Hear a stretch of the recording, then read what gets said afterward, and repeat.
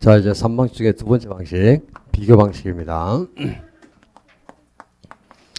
비교 방식은 시장에서 거래되는 사례하고 비교를 해서 가격이나 임대를 평가하죠. 그러니까 시장성의 원리에 착안한 방식이고, 그래서 비교 방식을 시장 접근법이라고도 합니다.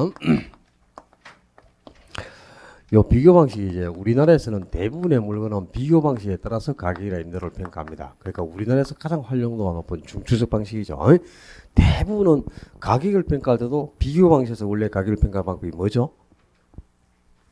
비교 방식의 가격을 평가하는 방법이 거래 사례 비교법. 그러니까 대부분의 물건은 거래 사례 비교법으로 가격을 평가하죠.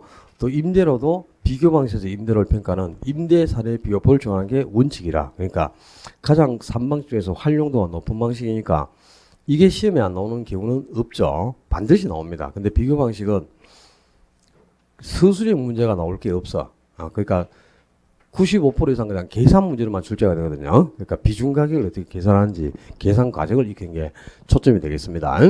자, 비교 방식에서 먼저 가격을 평가하는 방법이다. 가액. 가액이 바로 가격을 뜻하는 말이지. 원래 비교 방식에서 가격을 평가하는 방법이 뭐죠? 거래 사례 비교법. 그러니까 거래 사례를 비교해서 가격을 평가하니까 거래 사례 비교법이라고 합니다. 기준법이 아니고. 거래 사례나 임대 사례는 비교법이라고 하셔야 돼. 거래 사례나 임대 사례를 가지고 비교를 해서 평가를 하는 거니까 비교법이라 해야 되고요. 이 거래 사례 비교법에 따라 산정되는 가격을 무슨 가격? 비준 가격 또는 유추 가격이라고도 합니다. 비준 가격이라는데 어떻게 비준 가격을 구하는가? 거래 사례를 하나 선택해서 그 사례 부동산이 거래된 사례 부동산 가격에 사정 보정, 시점 수정, 지역 요인 비교, 개별 요인 비교를 거쳐 상대는 요인 비교차를 다 곱해줘요. 그리고 이제 대상 부동산하고 사례 부동산의 면적의 차이가 나면 면적 비교치까지도 곱하는데 이 면적 비교는 개별 요인 비교에 포함이 되는 겁니다. 그러니까 별도로 기억할 필요는 없다. 그냥 이 사례를 하나 선택해서 그 사례가 거래된 사례 부동산 가격에 사정 보정, 시점 수정, 지역 요인 비교, 개별 요인 비교를 거쳐 상대는 요인 비교치를 전부 곱해주면 돼요. 그럼 비중 가격이 산정되는데 요 개별 요인 비교하고 지역 요인 비교를 합쳐서 뭐라 하죠? 다른 말로 가치 형성 요인 비교. 이 가치 형성 요인 비교가 바로 지역 요인 비교하고 개별 요인 비교를 합쳐서 가치 형성 요인 비교 이렇게 표현하는 겁니다. 그럼 이제 거기 정의를 한번 봐봐. 거래 사례 비교법, 거래 사례법의 의 대상 물건과 가치 형성 요인이 같거나 비슷한 물건의 거래 사례와 비교해서, 그죠? 거래 사례와 비교해서 대상 물건의 현황에 맞게 사정 보정, 시점 수정, 가치 형성 요인 비교 과정을 거쳐서 대상물의 가액을 산정하는 방법. 이게 바로 거래 사례 비교법이고, 이 거래 사례 비교법에 따라 산정하는 가격을 비준 가액 또는 유추 가액이라고 한다 그 말입니다. 그리고 이 비교 방식은 바로 시장성의 원리에 착안한 방식이다, 그죠? 가격 삼면수 중에 아까 원가 방식은 비용성에 착안한 거, 비교 방식은 시장성의 원리에 착안한 거예요. 그래서 시장 접근법이라고 하고 원가 방식은 비용성에 착안했으니까 비용 접근법이라고도 한다 그랬잖아, 그죠? 그죠? 거기까지를 기억해놔야 되겠고, 자, 요 같이 정리를 해야 되거든. 이제 비교 방식은 가격을 평가하는 방법이 한 개가 더 있어요. 그러니까 비교 방식에 또 다른 이제 가액을 평가하는 가격 평가 방법인데 바로 토지의 가격만을 평가하는 방법이 공시지가 기준법. 그러니까 이제 거래 사례나 임대 사례는 비교법이라고 하고요. 공시지가는 비교법이 아니고 기준법이라고 하는데 표준지 공시가를 기준으로 토지의 가격을 평가한다 이 말이야. 공시가를 기준으로 가격을 평가한다. 그래서 공시가 기준법이라고 합니다. 이게 비교법으로 용어를 바꾸면 큰일 납니다. 그러니까 이 공시가 기준법은 토지의 가격만을 평가하는 방법이고요. 토지 가격을 평가할 때 거래 사례법하고 똑같아. 원리가 똑같은데 다만 이제 거래 사례를 인근 지역을 대표하는 표준지를 사례로 선택하는 겁니다. 표준지를 사례로 선택해서 그 표준지 공시지가를 사례 가격으로 보는 거죠.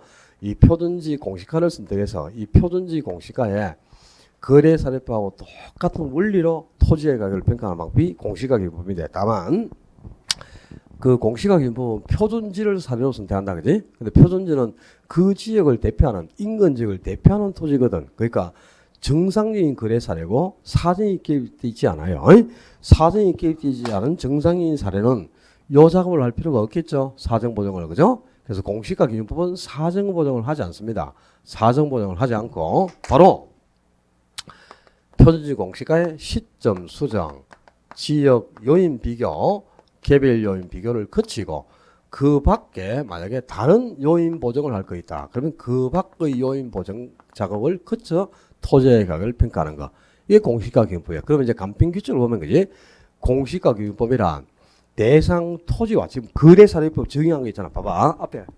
다시 앞전에 173페이지 한번 봐봐. 173페이지에 거래사례법의 의 보세요. 의. 거래사례법의 의 보면 그지? 대상 물건과 가치 형성 요인이 같거나 비슷한, 그러니까 동일성이 있거나 유사성이 있는 물건의 거래 사례와 비교하여 대상 물건의 현황에 맞게 사정 보정 시점 수정 가치 형성 요인 비교 과정 등을 거쳐 대상 물건의 가액을 산정하는 방법, 이렇게 규정되어 있죠. 그럼 이제 이걸 공시가 기준법이나 이렇게 바꿔볼까? 거래사례 비교법을 공시가 기준법으로 용어를 바꿔보자. 그러면 공시가 기준법이란 이렇게 되는 겁니다. 그 거래사례법에 의하고 똑같아요. 대상 토지와 이렇게 되겠죠. 토지의 가격을 평가하는 거야. 대상 토지와 가치 형성 요인이 같거나 비슷한 물건의 뭐와 비교하여?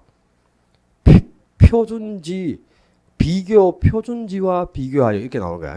표준지 공시가와 비교하여 대상 토지의 현황에 맞게 뭐 사정보정이 나오면 안 돼. 사정보정 없이 바로 시점 수정, 지역 요인 비교, 개별 요인 비교, 그 밖의 요인 보정 과정을 거쳐 대상 토지의 가액을 산정하는 방법이다. 이렇게 딱 정의가 되어 있습니다. 한 번 더 정의해 줄까? 봐. 공시가 기준법이란 대상 토지와 가치 형성 요인이 같거나 비슷한 비교 표준지를 선정하여 그 비교 표준지를 대상 토지의 현황에 맞게 사정 보정 안 한다. 그 사정 보정 들어가면 안 되고 시점 수정, 지역 요인 비교, 개별 요인 비교, 그 밖의 요인 보정 과정을 거쳐 대상 토지의 가액을 산정하는 감정평가를 말한다. 이렇게 딱 정의가 되는 거야. 알겠죠? 거래 사례 대신에 뭐가 들어갔노? 표준지 공시가가 들어간단 말이야.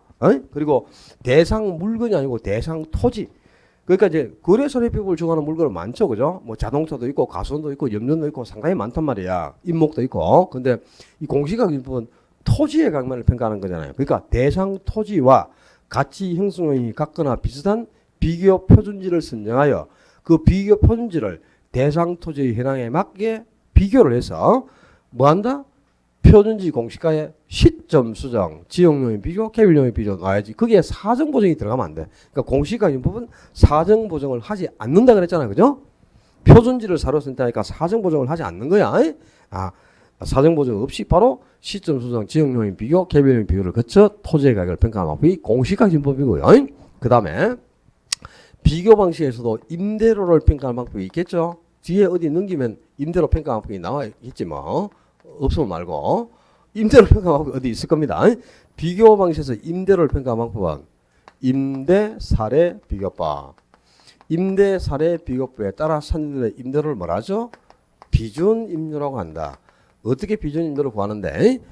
그 임대 사례를 하나 선택해 가지고 그 사례 부동산이 임대가 된 임대료가 계속 사례 부동산의 임대료, 그 사례 부동산의 임대료에다가 거래 사례법하고 똑같이 사정 보정, 시점 수정, 지역 요인 비교, 개별 요인 비교를 거쳐 임대료를 평가하는 방법이 바로 임대 사례 비교법이다 이 말입니다.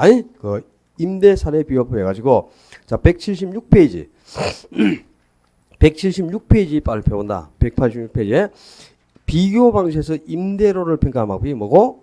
임대 사례 비교법. 아까 원가 방식에서 임대료를 평가하는 방법은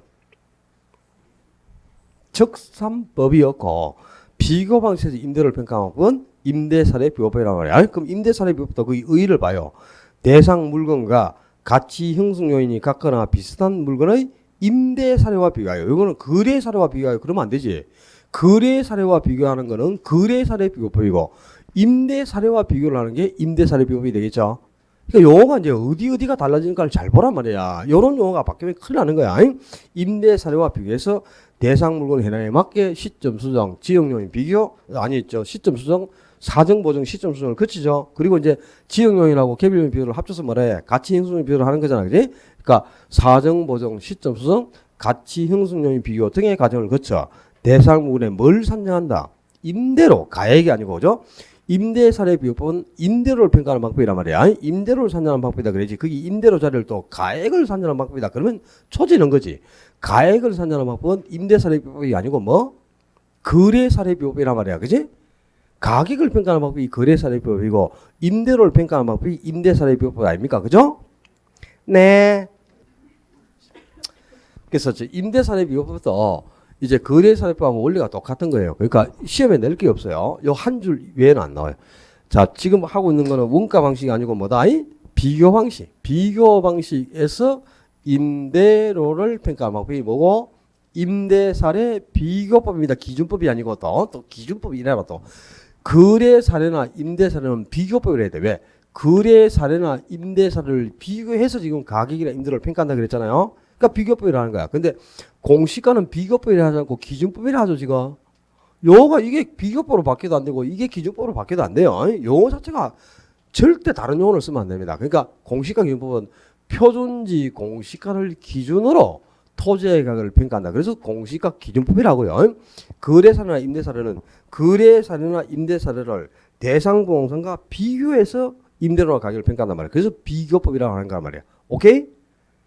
자, 비교 방식은 가격이나 임대료를 평가하는 세 가지 방법이 다 원리가 똑같아요. 그러니까 요 거래 사례 비교법 한 개만 제대로 이제 해결을 하면은 세 가지 방법이 동시에 해결되겠죠. 자, 거래 사례 비교법은 지금 A라는 물건의 가격을 2021년 6월 시점에서 가격이 얼마인가 이걸 평가하고자 해. 근데 요게 지금 여기 지금 상인동에 소재하고 있어요. 상인동에 소재하고 있는 30평짜리 주택이고 방도 3칸이 있고요. 그다음에 또 뭐 화장실도 한 개가 있고 발코니도 하나가 있어요. 이런 주택의 가격을 이게 이제 평가하고자 하는 대상 부동산이잖아. 그지? 근데 이 거래사례법은 요 대상 부동산과 가치 형성 요인이 같거나 비슷한 거래 사례와 비교해 그러지. 그러니까 요 대상 부동산하고 동일성이 있거나 유사성이 있는 거래 사례를 하나 선택한다 이 말이야. 그렇게 해서 이 사례 부동산을 대상 부동산의 현황에 맞게 비교를 해서 가격을 평가한다는 거죠. 그럼 이제 거래사례법은 사례를 선택하겠죠. 이 사례를 선택했더니 사례가 2020년 6월에 거래를 했어요. 2020년 6월에 3억에 거래를 했다고 치자. 근데 요거는 이제 저하고 말이야. 우리 혜령시 사이에 거래를 했어. 근데 이거는 진천동에 있는 거야. 그죠? 월배역 포스코 드삽이에요. 내가 알아요. 그죠? 진천동에 소재하고 있고. 맞지? 그죠? 그 다음에 이거는 30평짜리 주택이야. 역시. 방도 3개가 있어. 근데 요거는 고급이라. 화장실이 2개라. 발코니도 앞뒤로 1개 있어가지고 2개고. 그러니까 이제 동일성이 있는 물건이 거래된 사례가 있으면 좋지만 동일성이 있는 물건이 거래된 사례를 찾기가 어렵으니까 이제 유사성이 있는 물건이 거래된 사례를 선택하는 겁니다. 그렇게 해서 거래 사례를 대상 부동산의 현황에 맞게 사정, 보정, 시점 수정, 가치 형성률 비교 과정을 거쳐 대상 부분의 가액을 산정한다 그랬잖아. 그죠? 그러니까 사례를 보니까 사례가 지금 저하고 이제 우리 혜정씨 사이에 거래를 했으니까 아는 사이잖아 이미 우리가. 그러니까 잘 아는 지인 사이에 거래를 했으니까 이 사례에 사정이 개입되어 있다 이 말입니다. 그지? 그러니까 사정이 개입되지 않고 정상적으로 매도자하고 매수인 사이에 거래를 했으면 요 가격이 아니겠죠. 그러니까 이제 거래 사례에 개입된 사정을 개입되지 않았다면 하고 수정한다. 사정 개입된 사정을 수정하는 작업. 그게 바로 말 그대로 사정 보정이겠죠. 그다음에 이제 거래 사례가 2020년 6월에 거래를 했죠. 이게 이제 거래 시점이라. 근데 가격을 평가하는 기준 시점은 2021년 6월이죠. 그러니까 거래 시점하고 기준 시점이 지금 불일치하죠. 그러니까 1년 동안 지금 거래가 1년 전에 이루어졌으니까 1년 동안 요 가격도 계속 변한단 말이야. 그지? 어떤 원칙 때문에 가격이 변한다. 가격 원칙 중에 가격이 계속 변화한다는 변동의 원칙 때문에 그지? 가격이 변하니까 1년 전에 거래된 가격이 지금도 이어질 수가 없거든. 그래서 거래 시점에 거래를 하지 않고 기준 시점에 거래를 했더라면 이 사례가 어느 정도 가격에 거래가 되었겠느냐 하고 요 거래 시점에 거래된 가격을 기준 시점의 가격으로 전환해 주는 겁니다. 무슨 시점으로? 기준 시점으로 전환한다 그래야 돼. 또 현재 시점으로 전환한다 이러지 말고 이 거래 시점의 가격을 기준 시점의 가격으로 전환하는 작업, 고 시점 수준이죠. 요것도 하고 그러니까 대상 부동산은 상인동에 있고 사례는 진천동에 있으니까 대상하고 사례 부동산의 지역의 차이가 나죠. 그러니까 지역이 이제 같은 지역에 있다면 또 다른 가격에 거래될 수가 있으니까 이 지역의 차이도 수정을 해요. 근데 물건도 달라. 지금 물건의 차이가 나는 것도 수정한다. 그게 이제 개별 요인 비교했죠. 이렇게 해서 네 가지 작업을 하면 그 결과 이제 요인 비교치가 4개가 산정이 되죠. 그걸 사례 가격이 3억이니까 3억이 그냥 곱해주면 돼요. 그럼 비중 가격이 산정됩니다. 아주 간단합니다. 자, 그럼 이제 거래 사례 비교법을 적용하려면 가장 먼저 우리가 해야 될 게 뭡니까? 거래 사례를 선택하는 거죠. 사례를 일단 수집해서 사례가 선택돼야 이 사례를 대상공을 해나에 맞게 비교를 해서 가격을 평가하겠죠. 그죠? 근데 거래 사례가 아무나 사례가 될 수는 없겠죠. 거래 사례를 선택하면 반드시 요 4가지 작업을 해야 되잖아. 그죠? 그러니까 사례 수집 기준이 요 4가지겠지. 거래 사례가 선택되려면 첫째는 사정 보정이 가능할까? 시점 수정이 가능할까? 지역 요인 비교가 가능하고 개별 요인 비교가 가능할까? 요 4가지가 가능해야 사례를 선택하겠죠. 그죠? 그러니까 사례 수집 기준, 사정 보정 가능성, 시점 수정 가능성, 또 지역 요인 비교 가능성. 다른 말로 바꾸면 위치의 유사성. 그러니까 대상 부동산과 사례 부동산이 비슷한 위치에 있어야 한다 이 말입니다. 그 지역 요인 비교 가능성을 위치의 유사성이라고 합니다. 그다음에 대상 부동산하고 사례 부동산이 개별 요인을 비교할 수라, 즉 물건이 비슷해야 한다는 거죠. 개별 요인 비교 가능성. 다른 말로 물적 유사성이 있어야 한단 말이에요. 그러니까 사례 수집 기준 4가지 기억해야 되겠죠. 사정 보정 가능성, 시점 수정 가능성, 위치의 유사성, 물적 유사성 4가지가 있을 때 사례를 선택할 수 있는 겁니다. 만약에 거래 사례가 언제 거래가 되는지 거래 시점은 알 수가 있어. 거래 시점은 알 수 있는데 이 사례가 몇 프로 정도 지금 아는 사이에 거래를 했죠. 그럼 몇 프로 싸게 거래를 했을 거 아닙니까? 그지? 3억이 아니라 3억 3천 정도 되는 걸 깎아줘가지고 3억에 거래할 수가 있고, 그죠? 이렇게 아는 사이가 사정이 개입되는데 지금 몇 프로 정도 싸게 거래를 했는지가 알 수가 없다. 사정이 몇 프로 개입된지 개입된 사정의 정도를 모른다면 사정 보정이 불가능하다는 거죠. 그럼 사례를 채택할 수 없다 이 말이야. 그 다음에 사정이 몇 프로 개입된지 몇 프로 비싸게 거래를 했고 몇 프로 싸게 거래했는지 개입된 사정의 정도는 알 수 있다. 그럼 사정 보정 가능하다는 거죠. 그죠? 개입된 사정의 정도는 알 수 있으나 거래 시점을 알 수 없다면 역시 사례를 채택할 수가 없겠지. 거래 시점을 알 수 없으면 뭐가 불가능하니까? 시점 수정이 불가능하다는 뜻이잖아요. 그죠? 그러면 사례를 역시 채택할 수 없다 이 말이야. 그러니까 거래 시점은 알 수 있으나 개입된 사정의 정도를 모른다. 그러면 사정 보정이 불가능하니까 사례를 채택할 수가 없고, 또 개입된 사정의 정도를 알 수 있으나 거래 시점을 알 수가 없다면 시점 수정이 불가능하다는 뜻이라. 그러면 사례를 선택할 수가 없겠죠. 그러니까 사례는 반드시 이 4가지가 모두 가능할 때 선택할 수 있는 겁니다. 지금 대상 부동산이 대구시 달수구 상인동에 소재하고 있는데, 그지? 똑같은 30평의 주택인데 서울 강남구 대치동의 사례로 선택하겠다. 그게 사례 되겠나? 이거는 3억짜리인데 그거는 13억이야. 그게 사례로 채택할 수가 없겠죠. 위치가 유사해야 된다 그랬잖아. 그죠? 지역 요인 비교 자체가 불가능하다는 뜻입니다. 그럼 사례로 채택할 수가 없겠지. 그죠? 하여튼 그럴 거예요. 그럼 저 4가지가 이제 가능해야 사례로 채택하겠죠. 그렇게 해서 사례를 선택했어. 그럼 이 사례를 이제 사정 보정도 하고 시점 수정도 하고 지역 요인도 비교하고 개별 요인도 비교해야 되겠죠. 자, 첫째, 이 사정 보정이라는 게 뭘까요? 사정 보정. 사정 보정은 거래 사례에 사정이 개입됐을 때 개입된 사정을 수정해 주는 작업. 그게 사정 보정이죠. 그죠? 근데 사정이 개입되지 않다. 그럼 사정 보정을 할 필요 없겠죠. 사정이 개입되지 않은 사례가 무슨 사례일까? 그게 정상적인 거래 사례란 말이야. 사정이 개입되지 않은 정상적인 사례는 사정 보정이 불필요하다 이 말이야. 사정 보정을 할 필요가 없어. 그지? 두 번째, 좀 전에 공시가 기준법은 표준지를 사례로 선택한다 그랬죠. 표준지를 사례로 선택한다 그랬는데 이 표준지는 인근 지역을 대표하는 토지란 말이야. 그지? 그러니까 표준지는 그 지역을 대표하는 토지니까 사정이 개입되지 않은 정상인 거래 사례로 가정한다 그랬잖아. 그지? 그러니까 사정 보정을 당연히 할 필요가 없겠죠. 자, 이 표준지를 사례로 선택한다. 이 표준지를 사례로 선택하는 게 바로 무슨 법이야? 공시지가기준법이지. 그러니까 이 공시지가기준법은 표준지가 사례이기 때문에 사정 보정을 하지 않는다 이 말입니다. 잊어버리면 안 돼요. 그 다음에 이제 두 번째, 시점 수정이란, 시점 수정은 거래 시점과 기준 시점이 불일치할 때 이 거래 시점에 거래된 가격을 기준 시점의 가격으로 전환해 주는 작업이 시점 수정이죠. 그죠? 거래 시점에 거래된 가격, 거래 시점에 거래된 가격을 무슨 시점으로? 기준 시점의 가격으로 수정해 주는 겁니다. 이렇게 거래 시점을 기준 시점으로 바꿔준다 그래야지. 또 거래 시점에 거래된 가격을 현재 시점의 가격으로 수정해 주는 작업을 말한다. 그러면 큰일 난다요. 현재 시점으로 못을 박으면 안 되는 게 기준 시점은 과거도 될 수 있고 현재도 될 수 있고 미래도 될 수 있습니다. 현재 시점이 기준이 되면 현황평가고 과거 시점을 기준하면 소고평가고 미래 시점이 기준되면 기하무평가 아닙니까? 당연히 평가는 기하무평가도 가능하고 소고평가도 가능하잖아요. 그죠? 그러니까 이걸 거래 시점을 현재 시점으로 바꾸는 작업이다. 그러면 현황평가만 할 수 있고 소고평가나 기하무평가는 불가능하다는 뜻이니까 틀린 지문이란 말이야. 그러니까 현재 시점으로 바꾼다. 그러면 안 돼. 기준 시점의 가격으로 전환한다. 그래야 되고요. 자, 만약에 거래 시점이 2021년 지금 기준 시점이 2021년 6월이야. 근데 거래도 2021년 6월에 했다. 그럼 거래 시점하고 기준 시점이 일치하죠. 그럼 시점에 차이가 없지. 그죠?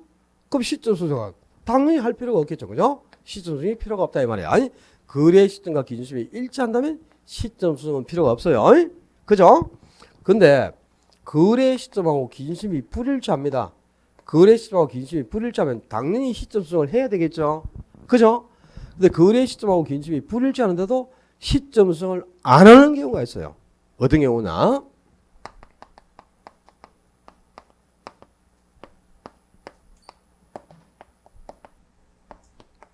기억을 하셔야 됩니다. 시장 상황에 변화가 없다. 그때는 시점 수정이 필요가 없다 이 말이야. 지금 거래 시점은 2020년이라 근데 기준 시점은 2021년이죠. 그 거래 시점하고 기준 시점이 불일치하지. 그럼 1년 동안 가격이 변하니까 당연히 거래 시점의 가격을 기준 시점의 가격으로 바꿔야 되겠죠. 근데 거래 시점하고 기준 시점은 분명히 불일치합니다. 근데 1년간 시장 상황이 전혀 변화가 없어요. 시장 상황에 변화가 없다 이 말은 1년 전에 거래된 가격이 지금도 그대로 유지되고 있다. 이 말하고 같은 거란 말이야. 그럼 결국 거래 시점에 거래된 가격이나 기준 시점의 가격이 같다. 이 말하고 같은 거예요. 그럼 시점 수정은 할 필요가 없겠죠. 자, 이렇게 거래 시점하고 기준 시점이 일치하거나 또는 거래 시점하고 기준 시점이 불일치하더라도 시장 상황에 변화가 없다면 시점 수정은 필요가 없다 이 말입니다. 오케이? 그다음에 세 번째 지역 요인 비교. 지역 요인 비교 작업은 대상 봉사에 속한 지역과 사례 봉사에 속한 지역이 다를 때 지역의 차이를 수정해 주는 작업이 지역 요인 비교다. 그죠? 지금 대상 봉사는 상인동에 속해 있는데 사례 봉사는 진천동에 속해 있단 말이야. 그럼 대상 봉사하고 사례 봉사는 지역이 차이가 났죠. 그죠?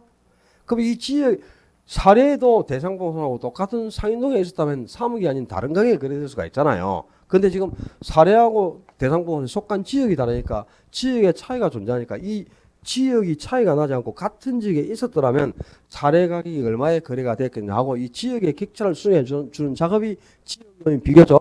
그죠? 근데 대상 봉사하고 사례 봉사이 같은 지역에 있다. 그럴 수 있겠죠. 그럼 지역에 차이가 없지. 그럼 지역요인을 비교할 필요가 없는 것 아니야. 그죠? 지역의 차이가 나야 지역의 차이를 수정하는 지역요인 비교가 필요하겠지. 근데 지역이 같은 지역에 존재한다면 지역요인 비교는 필요가 없겠죠. 그죠? 지역요인 비교가 필요 없는 경우 어떤 경우일까요? 대상 동사에 속한 지역이 무슨 지역이라? 인근 지역이죠. 근데 유사 지역에는 대상 동사에 속했지 않잖아요. 그죠? 그 만약에 사례를 유사 지역에서 선택했다. 그러면 지역요인을 비교한단 말이야. 그죠? 대상하고 사례가 다른 지역에 있으니까. 그지? 근데 사례를 인근 지역에서 선택했어.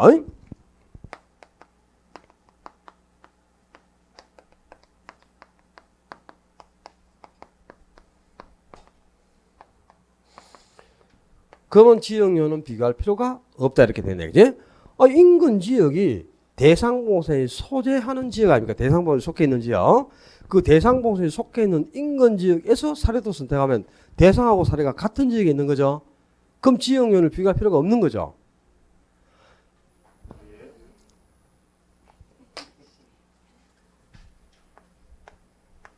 내가 그림을 몇 번째 그렸는지 모른다. 이게 지금 평가하고자 하는 대상부동산이에요. 근데 이 대상부동산은 반드시 어떤 지역에 속해 있어. 그 대상부동산에 속해 있는 지역을 인근 지역이라 하는 거야. 근데 인근 지역은 용도가 한 가지 용도로 집단화된 지역이라 그래서 대상봉선이 단독주택이면 이 지역은 대부분 단독주택들로 밀집되어 있는 지역이다 이 말입니다. 그지? 여기 인근 지역인데 대상봉선은 속해 있지 않아요. 대상봉선은 속해 있지 않지만 대상봉선과 용도와 기능이 동질적이고 그리고 가격순도 비슷하고 또 지역적 특성이 인근 지역과 유사하기 때문에 이 대상봉선과 밀접하게 대체 경쟁 관계가 성립하는 또 다른 지역이 있잖아. 이걸 뭐라 그래? 유사지역이라 한단 말이야.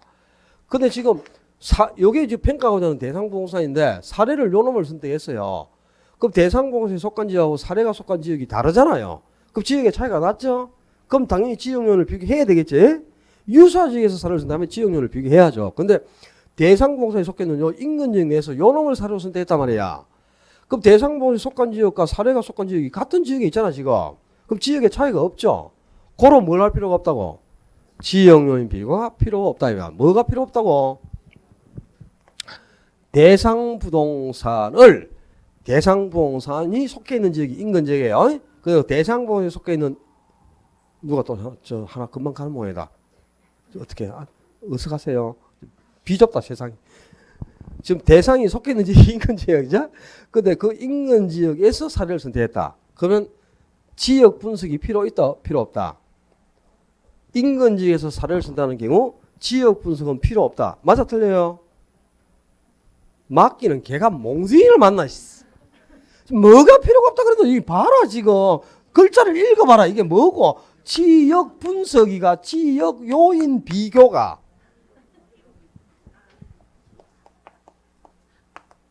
큰일 날 언니 오빠들이네. 지역 분석이 필요 없다. 그러면 감정평가를 어떻게 합니까? 자, 우리 지난주에 그지? 지역 분석하고 개별 분석의 차이. 지역 분석은 대상봉선에 속해 있는 요 지역의 가치 형성률을 분석하는 작업이죠. 그리고 개별 분석은 대상부동산의 요 대상부동산의 개별적인 가치 형성률을 분석하는 작업 아닙니까?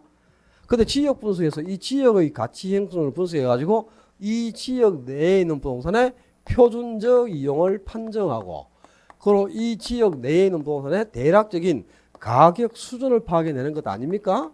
그리고 이제 지역 분석에서 먼저 표준적 이용과 가격 수준이 밝혀지면은 요 범위 내에서 대상 부동산의 개별적인 가치 형성을 분석해 가지고 이 평가하고자 하는 대상 부동산이 과연 최유효 이용 상태에 있는가, 또 구체적으로 대상 부동산의 가격이 얼마인가를 결제하는 과정이 개별 분석 아닙니까? 그럼 감정평가가 뭐 하는 거야? 가격을 산정하는 것 아닙니까? 근데 가격은 개별 분석에서 가격이 얼마다고 구체적으로 산정돼 나오는 거죠. 근데 개별 분석은 지역 분석을 안 하면 개별 분석을 할 수 있어 없어?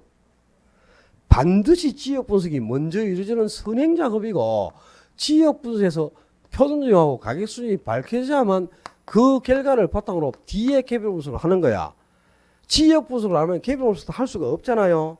그럼 개별 분석을 하면 가격을 산정을 못 하잖아요. 가격을 산정을 못하면 감정평가를 못 한다는 뜻이니까 의미가 없지. 감정평가 자체가 불가능한데. 그러니까 지역 분석이나 개별 분석은 어떤 경우에도 생략될 수가 없는 거예요. 지역 분석을 생략하면 개별 분석을 못 한다는 뜻이고 개별 분석을 못하면 가격을 산정을 못 한다는 뜻이니까 감정평가 자체가 불가능한 거야. 그러니까 지역 분석이나 개별 분석은 어떤 경우에도 생략될 수가 없습니다. 이걸 안 한다는 게 아니고 뭘 안 한다 그러면 지금 봐라 이거. 지역 요인 비교 요 작업을 안 한다니까. 이거 지역 분석이 아니고 요가 똑같은 줄 아는 모양이네 젠장. 그러니까 인근 지역에서 사례를 쓰면 뭘 할 필요가 없다고? 지역 분석이 필요 없다. 그러면 그 길로 내년에 만납니다요. 지역 요인 비교가 필요 없다. 잊어버리면 안 돼. 그 다음에 개별 요인 비교는 대상 부동산하고 사례 부동산의 물건의 차이가 날 때 물적 차이를 수정해 주는 작업이에요. 그죠? 근데 부동산은 개별성이라는 특성이 있죠. 그러니까 똑같은 물건이란 물리적으로 볼 때는 있을 수가 없는 거지. 뭐가 다르다 이 말, 개별성 때문에. 그러니까 개별 요인 비교는 반드시 해야 되겠죠. 이거는 안 하는 경우가 없겠죠. 개별적으로 똑같은 물건은 있을 수가 없으니까 물건은 반드시 차이가 납니다. 그리고 개별 요인 비교는 생략되는 경우가 없겠죠. 그죠? 당연히 해야 됩니다. 자, 언제 사정 보정이 필요가 없느냐. 그리고 시점 수정을 언제 안 하고 지역 요인 비교를 언제 안 하는가. 특히 이거 자, 거래 시점하고 기준시점이 불일치하더라도 시장 상황에 변화가 없다면 시점 수정을 할 필요가 없다 이 말입니다. 그 다음에 표준지를 사료로 선택하는 경우는 뭐가 필요가 없다고? 사정 보정이 필요가 없다. 그런 표준지를 사로 선택하는 공시가기준법은 사정 보정을 하지 않는다. 그래서 공시가기준법은 지금 사정 보정을 하지 않고 바로 시점 수정 작업부터 해가는 겁니다. 여기에 사정 보정이 들어가는 순간 큰일 납니다. 그 다음에 대상 부동산과 사례 부동산에 속한 지역이 다를 때 그 지역의 격차를 수정하는 작업이 지역용의 비교인데 대상 부동산에 속해 있는 인근 지역 내에서 사례를 전달한다. 그럼 대상하고 사례가 같은 지역에 있으니까 지역의 차이가 없어요. 그리고 지역의 차이를 수정하는 지역 요인 비교가 필요가 없다 이 말이야. 지역 분석이 필요가 없는 게 아니고 지역 요인 비교가 필요 없다 그래야 돼. 지역 분석이 아니고 그 다음에 또 자, 대상이 속해 있는 인근지에서 사례를 쓴다면 지역요인 비교를 할 필요가 없죠. 그럼 지역요인 비교가 필요가 없으면 지역요인 비교치가 있다 없다. 인근지에서 사례를 쓴다면 지역요인을 비교할 필요가 없잖아요. 그럼 지역요인 비교치가 없다. 맞아 틀려? 틀렸어. 지역요인 비교치가 없다 그러면 지역요인 비교치가 0이라는 뜻이야. 0. 그럼 사례 가격에 이제 사정보정치, 시점수치, 지역요인 비교치, 개별요인 비교치를 다 곱해서 비중가격 계산하는데 중간에 0이 들어가면 비중가격이 항상 0으로 계산이 안 됩니다. 그죠? 그러니까 지역요인 비교치가 없을 수가 없겠지. 있어요. 있는데 우리 여기 사정보정, 시점수정, 지역요인, 개별요인을 비교할 때 시점 수정하는 방법은 다르죠. 시점 수정하는 방법만 다르고 그 다음에 지역 요인 비교라든가 개별 요인 비교나 사정 보정치를 계산하는 요런 똑같잖아요. 그지? 사정 보정치, 지역 요인 비교치, 개별 요인 비교치를 구하는 방법은 어떻게 대상 부동산을 분자에 사례 부동산을 분모에 두고 대상하고 사례를 100으로 부여한 다음 요 100분의 100에서 지역 요인이나 개별 요인이 차이가 있거나 사정이 개입되어 있으면 100분의 100에서 더하기나 빼기를 하는 거잖아요. 그죠? 근데 더하기 빼기를 할 때 어디에서 더하기 빼기를 하라고? 주어에서 더하기 빼기를 하란 말이야. 주어. 대상에 은는이가 붙었으면 요 분자 100에서 더하기 빼기를 하고 사례에 은는이가 붙었으면 요 분모에서 더하기 빼기를 해야 되는 거죠. 그 다음에 사정이 개입돼 있는데 몇 프로 비싸게 고가로 거래를 했어요. 지역요인이나 개별요인이 지금 차이가 나는데 지역요인이나 개별요인이 몇 프로 우세. 그러면 그 숫자만큼은 주에다가 더하라 그랬고요. 그러면 몇 프로 싸게 거래를 했거나 지역요인이나 개별요인이 몇 프로 열세면 그 숫자만큼 어떻게 하라고? 빼라 그랬죠. 어디서? 주어에서. 그지? 근데 지금 지역 요인을 비교하는데 대상이 속해 있는 지역이 인근 지역이란 말이야. 그지? 근데 사례도 인근 지역 내에서 선택했다. 그럼 대상하고 사례가 같은 지역에 있으니까 지역 요인 비교가 필요가 없죠. 지역 요인 비교가 필요가 없다는 말은 100분의 100에서 더 하나 뺄 게 없다 이 말이지. 그럼 지역 요인 비교치가 얼마라? 1이죠. 100분의 100. 그럼 1은 곱하나 똑같잖아요. 그래서 지역요인을 비교할 필요가 없다 이 말이야. 그러니까 지역요인 비교가 필요가 없고 시점수정이 필요가 없고 사정보정이 필요가 없으면 사정보정치나 시점수정이나 지역요인 비교치가 없다 그러면 안 되고 사정보정치도 100분의 100 1이 되는 거고. 그죠? 그 다음에 시점수정을 할 필요가 없으면 시점수정치도 100분의 100 1이다 이 말이야. 지역요인을 비교할 필요가 없으면 지역요인 비교치도 1이 된다 이 말이다. 100분의 100. 그죠? 지역요인 비교치가 없다 그러면 안 됩니다. 알겠지? 그러면 시점 수정은 거래 시점하고 기준시점이 불일치할 때 이 거래 시점에 거래된 가격을 기준시점의 가격으로 바꾸는 거지. 그죠? 그게 시점 수정인데 어떻게 시점 수정을 구하는가? 두 가지가 있어요. 지수법하고 변동률법 두 가지가 있습니다. 자, 지수법은 기준 시점의 지수를 분자에 두고 거래 시점의 지수를 분모에 대입하는 거야. 만약에 자, 지금 2021년 6월에 가격을 평가하고자 한다. 기준 시점은 2021년 6월인데 거래를 1년 전 2020년 6월에 했다 이 말이야. 거래를 1년 전 2020년 6월에 했죠. 그런데 2020년의 물가지수는 100인데 기준 시점의 물가지수가 105다. 그러면 1년간 물가가 5% 상승했다는 뜻이죠. 그죠? 그러면 거래 시점의 지수가 100인데 기준시점의 지수가 105다 그랬으니까 기준시점의 지수를 분자에 거래 시점의 지수를 분모에 놓으면 100분의 105 이게 바로 시점 수정지다 이 말이야. 각 시점의 지수를 분모 문제에 그대로 대입하면 돼. 거래 시점의 지수, 기준시점의 물가 지수를 분모 문제에 그대로 대입하면 시점수가 나와요. 이거는 쉽죠. 각 시점의 지수만 찾아서 대입하면 되니까, 그지? 근데 이렇게 안 나오고 거래 시점의 물가지수는 100이고 기준시점의 물가지수가 105다. 그러면 100분의 105죠. 근데 이렇게 안 나오고 어떻게 나오냐? 1년 전에 거래가 되었는데 1년 동안 가격이 5% 상승하였다 이렇게 나와요. 가격이 5% 상승하였다 이렇게. 그럼 어떻게 하느냐? 똑같은 거야. 가격이 기준 시점까지 상승을 하는 거죠. 거래 시점부터 시작했고 기준 시점까지 상승하는 거잖아. 그지? 그게 5%야. 그러면 이 기준 시점하고 거래 시점의 지수를 각각 100분의 100으로 놓고 기준 시점까지 가격이 5% 상승하는 거예요. 5% 상승분을 기준 시점에 합쳐주면 된다 이 말이야. 그러면 역시 똑같이 100분의 105가 되겠죠. 그죠? 그러면 변동률 법은 1 플러스 R의 N승의 대입을 하는 거거든. 요 R이 이제 변동률, 뭐 가격 상승률이나 물가 변동률이죠. 그리고 N이 기간인데, 자, 조금 전에 한 것처럼 1년 전에 거래된 사례로 선택한 겁니다. 근데 1년 동안 가격이 5% 상승하였다 이 말이야. 1년 동안. 그러면 여기에 대비해도 1 플러스 5%니까 이거 얼마고? 0.05고 1년이니까 1승이지. 그럼 1.05에 1승이면 얼마? 100분의 105, 1.05잖아. 1.05, 100분의 105나 1.05 똑같은 거죠. 여기에 대비해도 똑같고 여기에 대비해도 똑같고 항상 시점 수위는 똑같이 계산이 됩니다. 시점 수위는. 오케이? 1년간 같으면. 근데 이제 2년 전에 거래된 걸 사료로 선택했어. 2년 전에 거래된 사료로 선택했다. 근데 2년 동안 지가가 10% 상승하였다. 이거하고 매년 지가가 2년 동안 10%씩 상승하였다고 같아요, 달라요? 다르죠? 2년 동안 10% 상승한 거는 2년 동안 총 10% 상승한 거죠. 근데 매년 10%씩 2년간 상승한 거는 상승률이 10%가 아니잖아, 그죠? 그러면 2년 동안 매년 10%씩 그러면 여기에 대입을 하겠죠. 그러면 1 플러스 10%니까 0.1에 2년 동안이니까 2승이 되는 거야. 그러면 이거는 1.1의 제곱이죠. 그러니까 121% 상승했다 이 말이라. 근데 2년간 10% 상승했다 그러면 총 상승률이 10%밖에 안 되잖아. 110%죠. 그죠? 1.1이 되겠죠. 근데 매년 10%씩 2년간 그러면 완전히 시점수가 달라지는 겁니다. 알았나 무슨 말인지? 그러니까 시점수는 이제 요 방법에 따라서 지수법으로 구할 수도 있고 변율법으로 구할 수도 있고요. 이렇게 해서 거래사례법이든 공시가기준법이든 요 시점수치나 사정번호치, 지역용의 비율치, 캐빌용의 비율치를 어떻게 계산하느냐. 요게 초점이다. 이게 초점인데 전혀 어려운 게 없어요. 이거는 그냥 요 요인 비율치만 계산이 딱 돼서 나오면 그냥 사례 가격에 그대로 곱해버리면 되니까 비중 가격이나 토지 가격은 아주 쉽게 구할 수가 있어요. 다음 주에 문제를 만들어 와가지고 계산 문제는 연습을 안 하면 안 되지 이거는 그죠? 꼭 풀어야 되니까 다음 주에 문제를 만들어서 풀고 오늘은 요 원리까지 요 요인 비율치 계산하는 과정까지만 좀 기억을 해요. 그 다음에 그 교재에 이제 내가 원래 평소에는 이거 절대 얘기 안 하고 요즘 시험에 안 나오는 거니까 얘기도 안 하거든. 안 하는데 교재에 여기 나와 있어. 175쪽에 보면 배분법 하는 게 있죠. 배분법 하는 게 있죠. 배분법. 그 175페이지야. 그죠?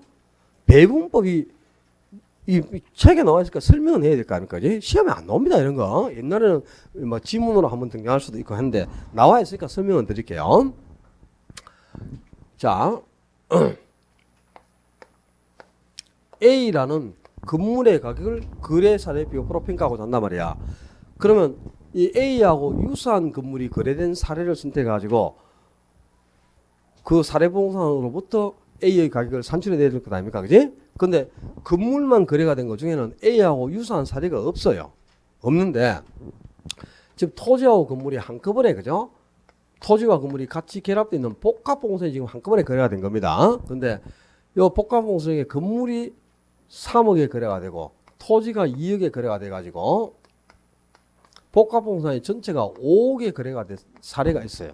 근데 이 복합봉산 중에 건물에 해당하는 부분이 너무나 A 건물과 유사하단 말이야. 그래서 이 복합봉산 전체의 거래 사례에서 건물 부분을 딱 뽑아가지고 A의 사례로 활용을 하는 거예요. 이걸 바로 배분법이란단 말이야. 그 다음에 B라는 토지의 가격을 거래 사례법으로 평가하고자 합니다. 그럼 토지만 거래가 된 것 중에 적합한 사례를 표준지 중에 하나 선택을 해야 될 것 아닙니까? 그지? 근데 표준지 중에는 B하고 유사한 사례가 없어.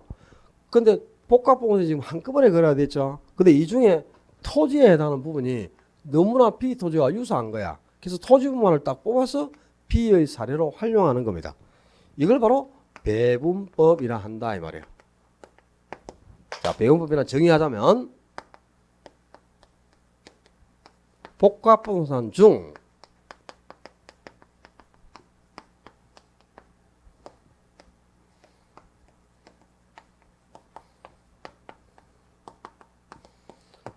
같은 종류의 거래 사례를 구하는 방법이에요. 그러니까 복합부동산 전체 거래사에서 건물이면 건물, 토지면 토지 이렇게 같은 종류의 거래 사례를 구하는 방법. 이걸 배분법이라 하거든요. 근데 옛날에는 이게 유명했어요. 왜?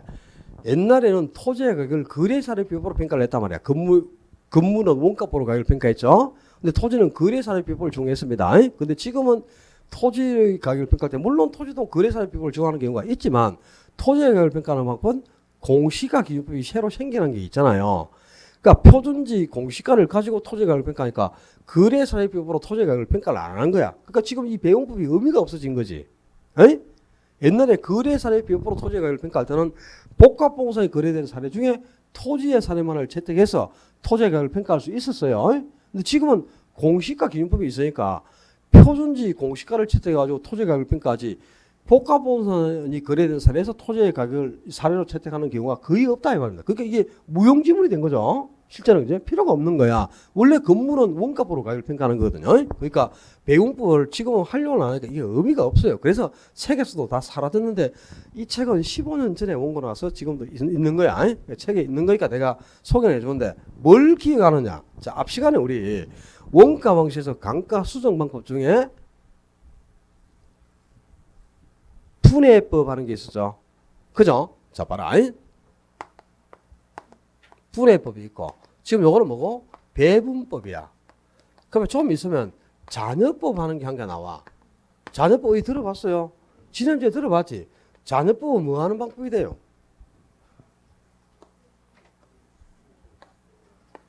분해법은요 원가 방식에서 나오는 거야. 배분법은 비교 방식에서 나오는 거야. 잔여법은 수익 방식에서 나오는 겁니다. 이 다 달라. 그다음에 분해법은 원가 방식에서 뭐 하는 방법? 감가 수정 방법이야. 감가에 관한 감가 수정 방법에 분해법, 간짜 강화법 이런 게 있었죠. 분해법은 감가 요인별로 물리적 감가, 기능적 감가, 경제적 감가 이렇게 해서 감가 요인별로 감가를 각각 별도로 추천하는 방법이다, 그지? 그게 분해법이죠. 이런 감가 수정 방법의 분해법이라는 게 있습니다. 그다음에 배분법은 뭐? 이거는 거래 사례를 구하는 방법이야. 거래 사례를 구하는 방법이고, 잔여법은 뭐 하는 방법이고, 순수익을 구하는 방법입니다. 수익 방식에서 수익하는 방법에서 수익을 구할 때 순수익을 환원율로 나눠야 되잖아요. 그때 이 순수익을 구하는 방법 중에 직접법, 간접법, 잔여법이라는 게 있어. 복합법에서 발생하는 순수익 중에 토지나 건물에 기속되는 순수익이 얼마인가 그걸 구하는 방법이 잔여법 하는 거 지난주에 나왔었잖아요. 그다음에 잔여법의 근거가 되는 가격 원칙이 뭐였어? 수익 배분의 원칙, 그죠? 수익 배분 원칙이 잔여법에 근거한다. 그게 중요한 거야. 그래서 이게 각 방식마다 달리 적용되는 방법인데요. 옛날에는 이런 걸 비교하는 게 종종 등장하기도 하고 했거든. 안 나옵니다. 지금은 이 분해법은 감가 수정 방법의 일종이다. 그다음에 잔여법이 순수익을 구하는 방법이다. 요 정도 기하고요. 배분법은 알 필요도 없습니다. 실제. 자, 비교 방식에서 가격이나 임대를 평가하는 방법이었고요. 비교 방식은 그 세 가지 방법이 다 원리가 똑같기 때문에 별로 어려운 게 없어. 그러니까 이제 거래사례법에서 가격이나 임대를 평가할 때 요 요인 비율을 어떻게 계산해야 되느냐. 요것만 제대로 숙지하면 한 문제 맞출 수 있거든. 그러니까 좀 이런 거는 득점할 수 있도록 노력을 좀 하셔야 되겠어요. 계산 문제는 다음 주에 연습하면서 한번 풀어보고 원리를 좀 습득하고 이제 수입 방식으로 갑니다. 마지막 방식.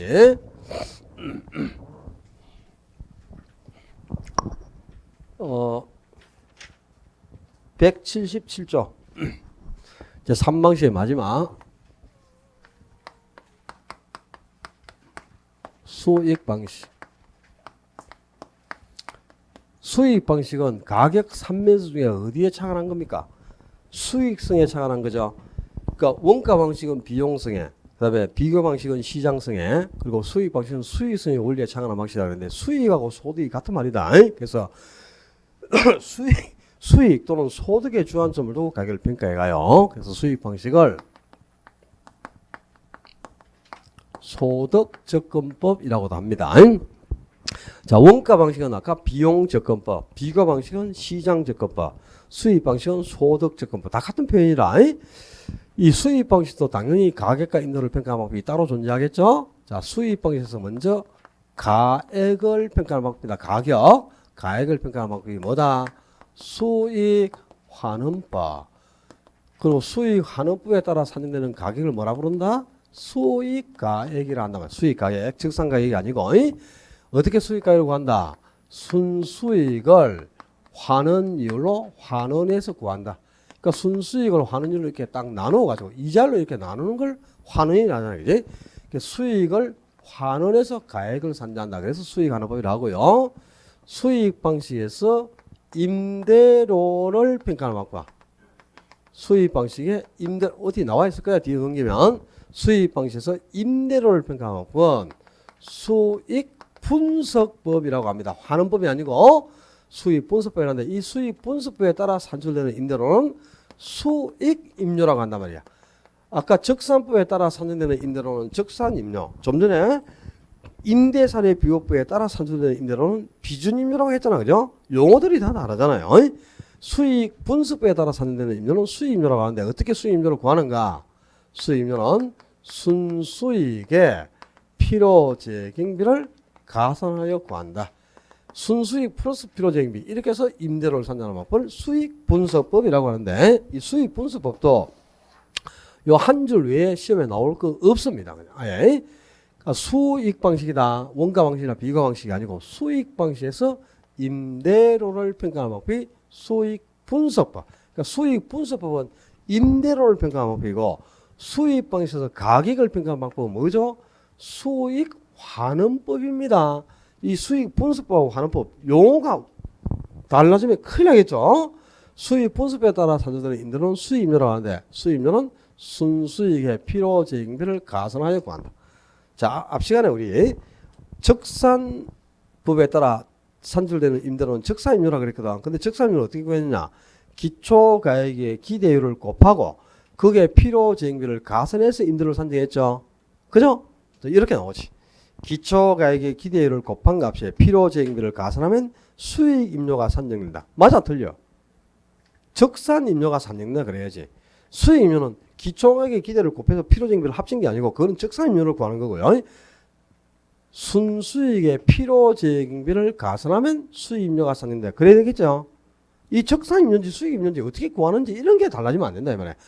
그 임대료를 평가하는 이 수익 분석도 요 한 줄 외에 나올 게 없어요. 초점은 이제 수익 환원법이 초점이 되겠는데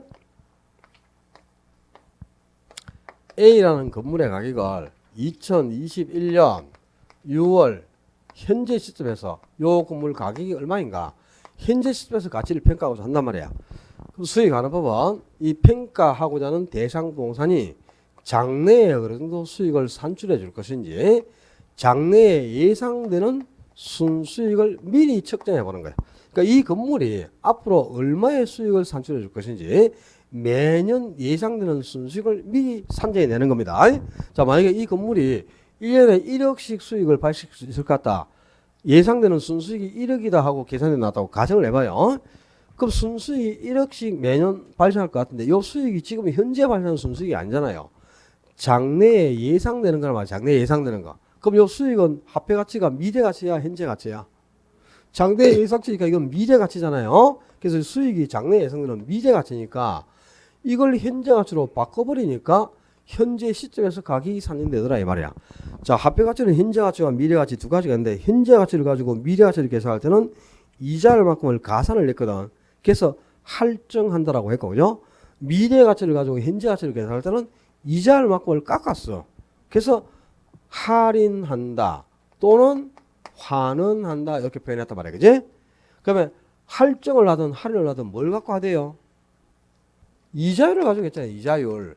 그러니까 이자율이 없고서는 할인도 할 수가 없고 할증도 할 수가 없죠. 화폐 가치를 계산하는 수단이 이자율이었잖아, 그지? 그래서 이 수익 자체가 장래 예상되는 미래 가치니까 이걸 이자율로 할인을 해서 또는 환원을 해서 가격을 산정해야 된다. 그래서 수익을 환원해서 가격을 구한다. 그래서 수익 환원법이 난단 말이야. 그러면 이제 수익 환원법으로 가격을 구하려면 순수익이 먼저 얼마 하는 게 예상돼 나와야 되겠죠. 수익이 예상돼서는 이걸 환원을 시켜야 돼. 환원을 해야죠. 그러면 이자율이 몇 프로인가 있어야 될 거 아니야, 그지?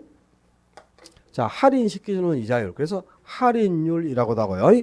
환원시켜주는 이자율. 그래서 환원이율이란다. 줄여서. 요 환원율이 한 10% 정도다 이렇게 한번 가정해보자. 그럼 자 수익도 지금 1억하고 계산이 됐고, 그다음에 할인율 또는 환원율이 지금 10%하고 계산이 나왔어요. 그럼 이제는 이 수익이 1억이고 환원시켜주는 이자율이 10%니까 1억을 10%로 환원을 해 나눈단 말이야. 그럼 가격이 10억 하고 계산이 되죠. 자 10%로 나눌 때는 분자의 단위가 하나 커지는 겁니다. 1억의 단위가 하나 커진단 말이야. 1억에 0이 하나 더 붙는다는 뜻이라. 그럼 1억에 0 하나 더 붙으면 10억이죠. 그죠? 자 지금 10억하고 수익가격이 계산됐죠. 그 순수익을 이자율로 환원시켜서 가격을 이렇게 산정해내는 것. 이걸 수익 환원 방법이라는 거예요. 그래서 수익 가격 계산하려면 첫째 순수익이 얼마 하는 게 나와야 되죠. 순수익. 그럼 두 번째는 환원이율이 몇 프로인가 있어야 환원을 시켜주겠죠. 그러면 수익하고 환원율이 계산됐으면 이제 수익을 환원율로 환원을 해야 그래야 가격이 산정되는 거잖아. 그지? 수익을 이자율로 환원시켜서 가격을 이렇게 산정하는 걸 수익 환원 방법이라 한다 이 말이야. 그래서 수익가격이 계산되면 순수익 환원율 환원 방법 세 가지가 있어야 되죠. 그래서 이 세 가지를 수익 환원법의 3요소로 한다. 자, 또 수익 환원법의 3요소로 올바르게 묶인 것은 해서 저 자체를 또 한 문제로 낼 수도 있다. 순수익 환원율 환원 방법. 그래가지고 저 3요소 자체를 한 문제로 낼 수도 있는데 그런 거 냈는데도 틀리고 다른 거 찍고 뭐 이상한 거 찍어가지고 기분 좋다 하고 웃고 나오면 그죠? 병원에 가야 돼요. 병원에. 요 정도는 알겠죠. 수익 환원법의 3요소 정도는. 이것도 어려워요. 순수익, 환원율, 환원방법 세 가지를 수익 환원법의 3요소 한다. 외워놓고 저기 순수익이 뭘 의미할까? 요걸 의미하는 거다 이거. 이 항상 경비는 지출할 돈이니까 수익의 개념은 아닙니다. 그래서 총수익에서 경비를 차감하고 남는 수익을 순수익. 순영업 소득을 줄여서 그냥 순소득, 소득하고 수익이 같은 말이잖아요. 그래서 순소득, 순수익, 순이익 이렇게 표현하는 거야. 저 수익 가격을 구하라. 그러면 우리가 순수익을 환원율로 나눠야 될 것 아닙니까? 그지? 근데 저 순수익이 뭘 뜻한다고? 요걸 의미한다 이 말이야. 세후연금수나 총소득이 아니고 순수익은 순영업 소득을 뜻하는 겁니다. 이 순영업 소득을 환원율로 나눠야 수익가격이 구해지는 거야. 그래서 요 순수익이 순영업 소득을 뜻하는 걸 기억해 놓고, 그죠? 순영업 소득은 유효 총수에서 영업경비를 차감하고 남는 몫이죠. 그죠? 근데 요 영업경비에 뭐가 포함되고 뭐가 포함되지 않는가는 우리 투자로에서 익히 다뤘지? 야, 영업경비에 포함해서 안 되는 항목이 6개 항목 기억하라 그랬죠. 그죠? 요 수지 계산 과정에 포함되어 있는 공실 불량 부채나 기타 소득이나 부채 수입액이나 소득세는 위아래에서 다 계산돼 있지. 그래서 경비에 또 포함하면 이중 계산이죠. 그래서 영업경비에 포함해서 안 된다 그랬지. 그럼 여기 4개 나왔어. 경비에 포함해서 안 되는 거. 그죠? 공실 불량 부채, 기타 소득, 부채 수입액. 부채 수입액이 뭐고? 원금과 이자, 원리금. 그리고 소득세는 경비에 포함되지 않는다 이 말이야. 그 다음에 또 포함해서 안 될 거. 자본이득세. 양도소득세죠. 양도소득은 보유 단계에서 내는 게 아니잖아. 처분해서 내는 거죠. 그지? 그 다음에 감가상각비. 부동산세의 감가상각비도 경비로 처리하지 않는다 그랬잖아. 그지? 6개 항목 외우라 그랬지. 요 4가지는 외우고 있잖아. 요 나와 있잖아. 요 4개는. 이거 말고 2개만 더 기억하면 되잖아. 감가상각비하고 자본이득세. 그지? 경비에 포함되지 않는다. 그래, 영업 경비에 포함이 되면 총소득에서 이걸 빼야 순nhập 소득이 계산되겠죠. 근데 감가상각비 같은 경우는 영업경비에 포함이 안 되니까 감가상각비는 뺄 필요가 없다 이 말이야. 그러면 순영업소득이 계산이 안 되면 수익가격도 계산이 안 되는 거 아니에요. 수익가격 계산 문제가 아주 쉬운 건데 이 3방식에서 나오는 계산 문제 중에 제일 쉽게 계산할 수 있는 거라. 그냥 순영업소득 요것만 계산해서 환원율만 나눠버리면 되거든. 근데 이 순영업소득 자체를 계산을 못한 거야. 이 알고 있으면서. 그지? 왜 계산을 못해요? 경비에 뭐가 포함되고 포함되지 않는가를 모르니까 순영업소득이 엉터리 계산이 나오는 것 아닙니까? 그죠? 토요일날 모의고사 쳤죠? 토요일날 모의고사에 수익가격 계산하는 건 안 나왔어. 환원율을 계산하는 문제를 냈는데요. 부채 감당법에서 환원율을 구하는 게 있어. 저부대 3개를 곱해. 저가 뭐야? 저당 상수. 그지?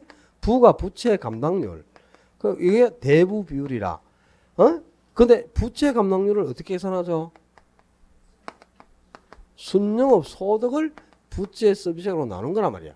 그다음에 일반적으로는 그냥 저당 상수가 얼마, 대부비율 얼마 이렇게 주고요. 부채 감압률을 그냥 순영업 소득 3천만 원, 뭐 부채 서비스액 1,500만 원 이렇게 하면 요 부채 감압률 2가 나오죠. 이렇게 쉽게 계산하게끔 주는데 이번에 모의고사 쓸 때는 좀 비틀어 가지고 영업 킹비까지 알고 있는 애하고 부채 서비스액을 따로 주고 여기에 대입해 가지고 이 순영업 소득까지를 계산한 걸 한번 내봤거든.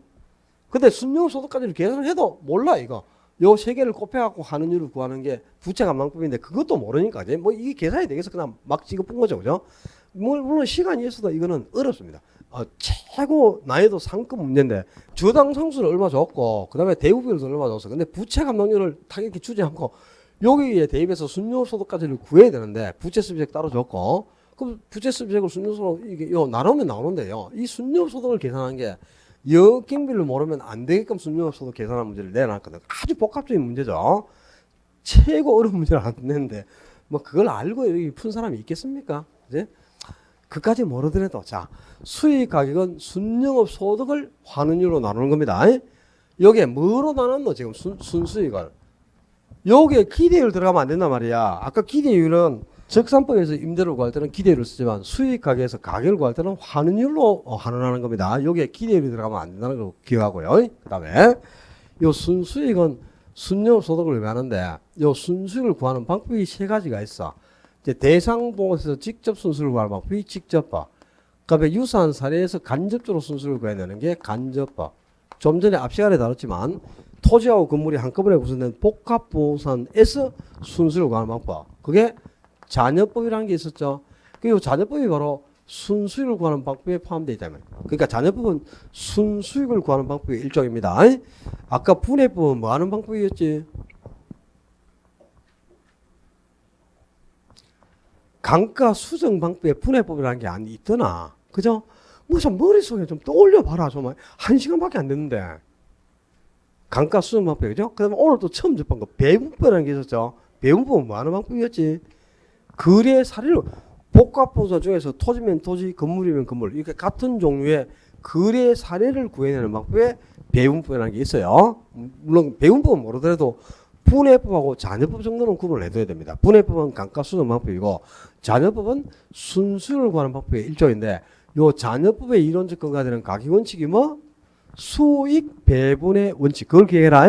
그걸 기억해놓고 이 순수익은 시험에 나올 거 없어요. 없고 초점이 여기 환원율이라.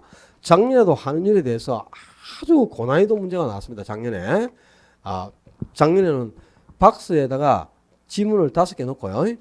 환원율에 관한 설명으로 옳은 것으로 올바르게 묶인 것에 대해서 5개 중에 옳은 지문 3개 찾아내는 게 초점이었는데 상당히 어려운 문제였어요. 근데 올해도 역시 시험은 환원율에서 문제를 내거나 아니면 이 수익 환원 방법은 수익가를 계산하는 거거든. 계산 문제. 계산 문제인데 이 수익 가격을 계산한 거 그냥 순수익으로 환원율로 나눠야 가격이 계산돼 나오죠. 이 수익 가격을 계산한 문제는 짝수 회차에만 나와요. 그럼 올해가 32 아닙니까? 그럼 올해 당연히 수익 가격 계산 문제가 나오겠죠. 이거는 짝수 회차에 나오고 홀수 회차에는 환원율이 나와요. 원래 이 환원율이 중요한데 작년에 나왔잖아. 환원율에서. 그죠? 아주 어려운 문제가. 그래서 올해 또 나올 수도 있지만 올해는 요 수익 가격 계산 문제 여기에 초점을 두고 대비책을 세워야 됩니다. 근데 수익과 계산 문제가 한 문제 나올 건데 어려운 게 없어. 그냥 수익 가격은 순수익으로 하는 식으로 나눠주면 되는데 이 순수익이 이거란 말이야. 그지? 가능성 소득이 아니고 뭐? 순영업 소득. 여기서 순영업 소득 계산해서 환원율로 그냥 나눠주면 그게 수익 가격입니다. 별로 어렵지가 않으니까 유형을 익히고 풀도록 하셔야 되겠죠. 요 환원율부터는 설명드릴 게 좀 많아요. 그러니까 이거는 지우지 말고 요 뒤에 것만 지우고 여기서부터 조금만 쉬었다 합시다.